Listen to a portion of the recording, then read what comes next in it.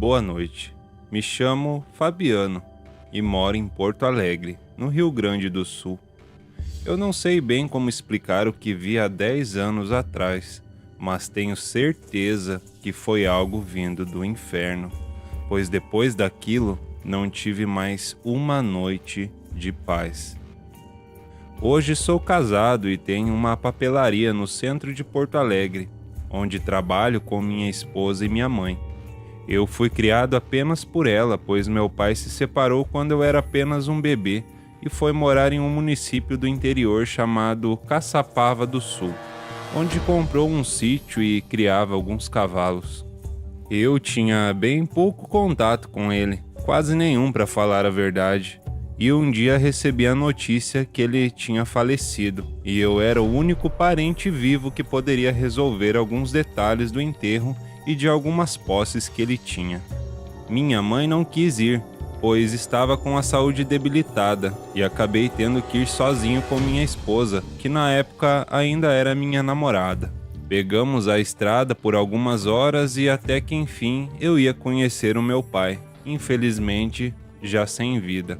Chegando lá, um advogado já me esperava a mando do meu pai, que já tinha preparado tudo antes de morrer. Ele me explicou algumas coisas depois do enterro, principalmente sobre o que eu, como único filho, tinha herdado.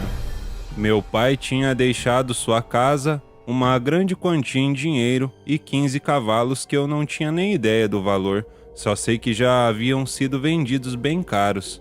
Meu pai já tinha deixado eles vendidos para 2 compradores, porém eu teria que esperar a chegada deles, que estava programada para 2 dias. Então tive que ficar na casa dele até resolver a questão e também ver com o corretor sobre a venda da casa, já que minha vida inteira estava em Porto Alegre. Entramos na casa e ficamos à espera dos tais compradores. No início não foi uma estadia ruim, pelo contrário, o lugar era lindo, com muito verde e paisagens belíssimas, só que nós nem imaginávamos o que estaria para acontecer.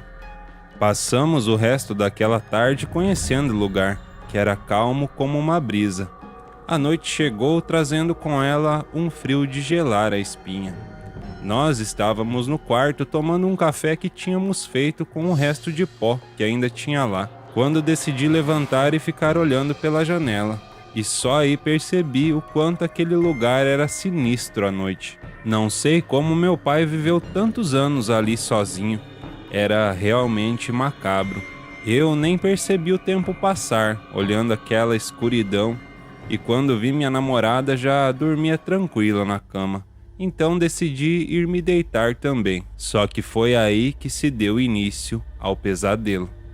Assim que me deitei, escutei alguém correndo na frente da casa. Achei que fosse algum amigo do meu pai que pudesse estar ali e levantei para ver. Só que, ao abrir a janela, vi um menino de mais ou menos uns 6 ou 7 anos de pé perto das árvores. Ele me olhava estranho e demorei um pouco para entender e perceber que aquilo não era coisa de cinema. Virei o rosto na direção da minha namorada para tentar acordá-la e quando virei na direção de onde estava o menino, ele já tinha sumido.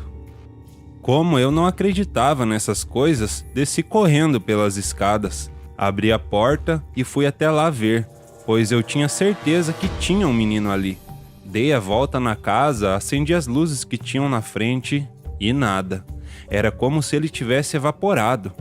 Entrei na casa, fechei a porta e fui até a cozinha tomar água, com o coração batendo rápido, sem querer acreditar no que estava acontecendo. Já ia subir para o quarto ainda com o copo na mão, quando vi a maçaneta da porta girando rápido, como se tivesse alguém do lado de fora tentando abrir. Fiquei no pé da escada sem acreditar no que estava ouvindo. Falei, quem está aí? Então a maçaneta parou e ficou tudo em um silêncio perturbador. Minhas pernas pareciam ter vontade própria de tanto que tremiam, e fui subindo de costas nas escadas sem tirar o olho da porta. Quando cheguei no quarto, fui logo acordando minha namorada, dizendo para ela se arrumar porque tinha algo estranho na casa. Ela acordou sem entender nada do que estava acontecendo e eu nem consegui explicar direito de tanto medo que eu estava sentindo. Então sentei na cama e, mais calmo, disse o que tinha visto e ela foi logo arrumando nossas coisas para sairmos dali. Quando abrimos a porta, vimos lá do outro lado, no fundo do corredor, a cabeça do menino nos olhando perto da porta do quarto. Descemos as escadas tão rápido que eu nem senti meus pés pisando nos degraus. Então abri a porta, entramos no carro e saímos o mais rápido possível dali. Ficamos no carro em uma rua iluminada até amanhecer e só então voltamos para lá. Como explicar uma coisa dessas? Por que nós vimos aquilo? Então, bem na tarde daquele mesmo dia, os compradores avisaram que adiantariam o compromisso e logo começaram a levar os cavalos. Eu fiquei por ali aguardando e meus planos era de ir embora logo depois que eles terminassem de levar os cavalos, pois eu não passaria mais nem uma noite naquela casa. Porém, o advogado ligou e disse que eu precisaria aguardar, que ele teria que levar alguns papéis para que eu assinasse, e me disse que depois disso eu poderia ir embora, pois ficaria só a parte da venda da casa e isso dava para resolver por telefone mesmo. Logo foi anoitecendo, então ficamos eu e minha namorada dentro do carro novamente, na frente da casa, esperando ele chegar. Já eram 8 horas da noite e nada dele. Nós já estávamos nervosos, e se algo estranho acontecesse, eu não pensaria 2 vezes em sair e ir embora sem assinar coisa alguma. Eu já estava impaciente dentro do carro, então saí um pouco para pegar um ar.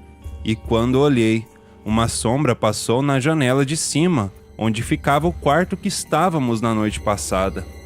Eu já entrei no carro virando a chave e minha namorada perguntando o que eu tinha visto. Só que quando os faróis iluminaram, vimos um menino de pé nos olhando. Ele deveria estar ali fazia um tempo e como estava escuro, nós não o vimos. Acelerei o carro e saímos o mais rápido que deu. Pouco mais lá na frente, reconheci o carro do advogado e parei com vontade de bater nele por nos ter feito esperar naquele maldito lugar. Assinei o que tinha de assinar e fui embora.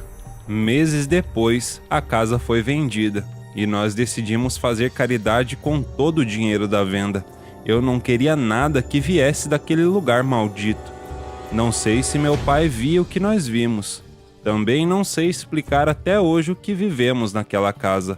Só sei que toda vez que eu fecho os meus olhos, consigo ver o menino daquela noite. E não tem nenhum só dia que eu não lembro do terror vivido ali.